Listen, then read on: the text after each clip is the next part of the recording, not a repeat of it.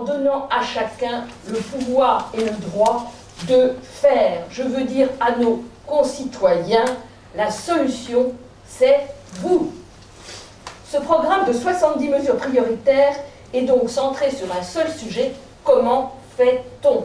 Peut-être parce que je suis une femme et que je suis particulièrement attentive au comment faire.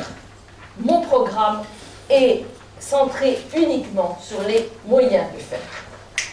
À commencer par le déficit et le patrimoine des Français qui est en péril. Je propose un programme fiscal, financier et budgétaire permettant le retour à l'équilibre en 2017. Il est fondé sur une plus grande justice fiscale et un verdissement marqué de notre système, permettant de suivre l'évolution de notre patrimoine public en même temps que l'évolution de notre produit intérieur brut. J'ai retenu les hypothèses de croissance les plus modestes. 1% en 2013, 1,5% ensuite. En cas de retour à une croissance plus forte et de succès, ce que j'espère des mesures que je propose, les excédents seront affectés au remboursement de la dette.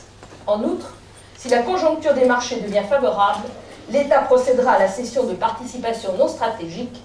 Je pense par exemple à notre situation aujourd'hui avec Renault, où nous avons 15% du capital, qui ne sert strictement à rien, puisque Renault délocalise. La réduction des dépenses budgétaires s'élève à 33 milliards d'euros sur 5 ans. Elle provient de la suppression des doublons administratifs et de l'optimisation, c'est-à-dire de la réduction des dépenses d'intervention. Mais elle vient de 2 révolutions administratives que je propose. La première est la réduction du millefeuille administratif qui nous coûte grosso modo 1 point de PIB par an. Comment? Solution très simple, et c'est la juriste qui parle. Pour toute loi votée, 2 lois supprimées, avec tout le système réglementaire qui va avec. Cela obligera à la cohérence, cela ne réduit en rien la capacité d'aller dans un sens ou dans l'autre, et cela permettra d'alléger considérablement notre système législatif et réglementaire. La deuxième proposition s'inscrit dans la responsabilité chère au candidat président. Je propose la responsabilité de ceux qui dépensent en notre nom. Je veux dire les ordonnateurs. Comment peut-on admettre que signer un arbitrage avec M. Tapie ou dépenser 750 millions d'euros pour la grippe H1N1 ne donne lieu à aucune responsabilité de la part des décideurs qui ont fait ce choix? Je propose donc que nous allions vers une responsabilisation, ce qui permettrait au rapport de la Cour des comptes, qui fustige chaque année les dépenses inutiles, de se réduire et la bourse des Français d'augmenter à due proportion. La réduction des dépenses fiscales et sociales, autrement dit des niches, s'élève à 36 milliards d'euros. Elle concerne les niches inefficaces ou anti-écologiques et la réduction de la fraude et de l'évasion fiscale, 40 milliards d'euros actuellement. Les nouvelles recettes fiscales s'élèvent à 17 milliards d'euros, taxation des transactions financières, nouvelle tranche d'impôt sur le revenu et taxe carbone. Enfin, le coût des mesures nouvelles, car il y en a, s'élève à 15 milliards d'euros. Elle se concentre sur 2 domaines: la redistribution dans le cadre du verdissement de la fiscalité, du fait de la suppression d'un certain nombre de subventions aujourd'hui, par exemple comme la prime au fioul. Il faut que les gens les plus modestes puissent être compensés de cette suppression, et par les investissements sur le plan soleil, sur lequel je reviendrai. Ce programme est donc financé et il répond à l'objectif de la dette financière. Venons-en maintenant aux autres objectifs. Premier axe de mon programme, relancer la France des idées et des projets. 13 propositions pour ce premier volet qui fait de l'innovation le pilier central pour créer des activités et donc des emplois pérennes.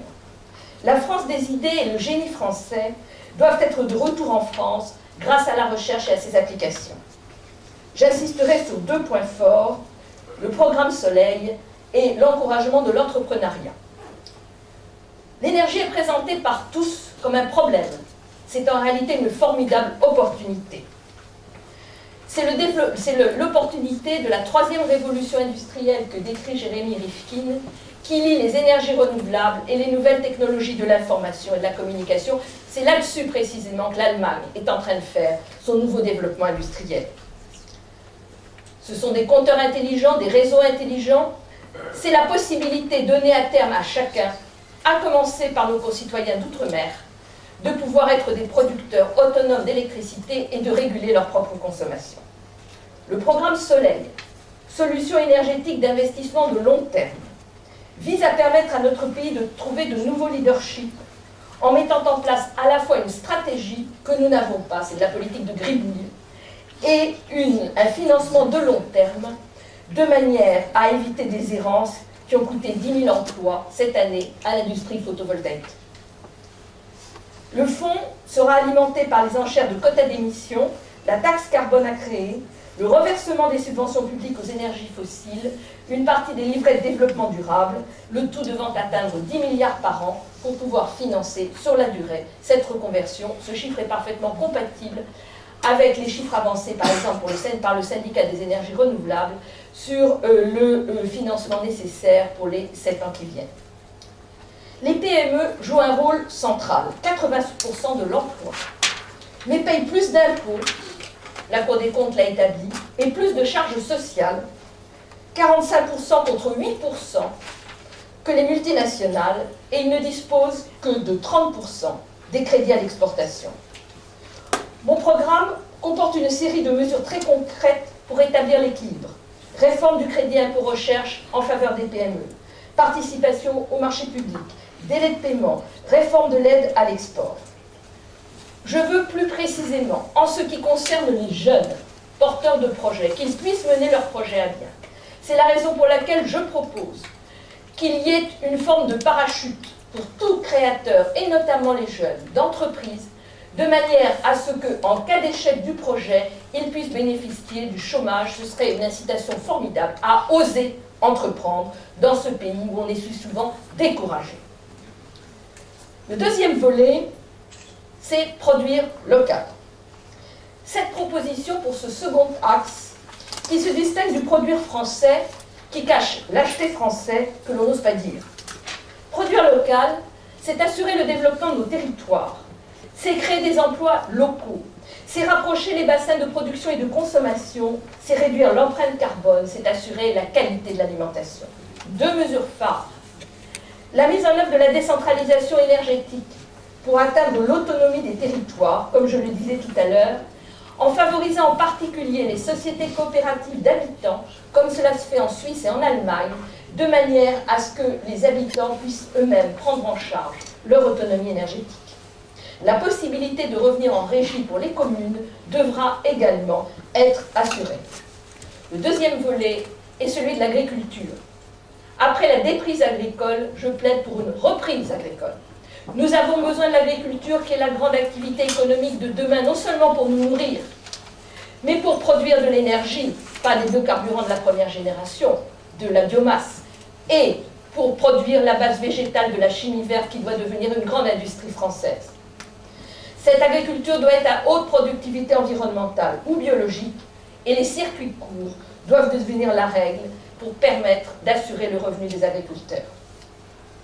Mon troisième axe me tient particulièrement à cœur. L'humain d'abord. Et ce que je dis là prend une valeur toute particulière dans ce début de campagne où la violence est tout sauf humaine et humaniste. Ce troisième acte couvre 26 mesures, santé, éducation, solidarité, sécurité, emploi. Bien difficile d'en choisir deux mesures essentielles avec tant de sujets à traiter. Je mettrai d'abord en lumière la prévention. La prévention dans tous les domaines, à commencer par la santé publique. Et au sein de cette prévention, la santé des enfants me paraît être l'enjeu majeur. La santé de nos enfants doit être une priorité et doit conduire à être beaucoup plus sévère dans les normes à observer pour la qualité de l'air, de l'eau, des aliments ou des produits chimiques. C'est le meilleur moyen de s'attaquer aux causes de nombreux cancers, maladies de la dégénérescence et obésité, et de faire de la prévention un impératif. Épidémiologie, consultation de prévention et dépistage pour les non-salariés, lutte contre les discriminations dans l'accès aux soins. La création de maisons médicales de proximité s'inscrit également dans cette logique. Cette priorité donnée à la prévention s'applique dans tous les domaines de la sécurité humaine.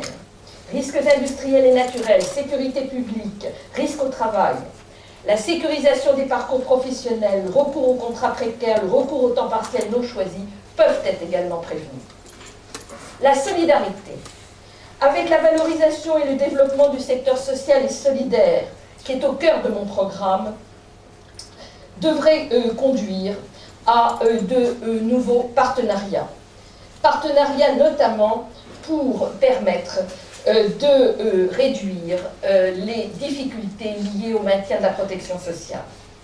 Ces nouveaux partenariats avec les acteurs de l'économie sociale et solidaire seront notamment mis en place grâce au fonds de dotation mis en œuvre par la loi LME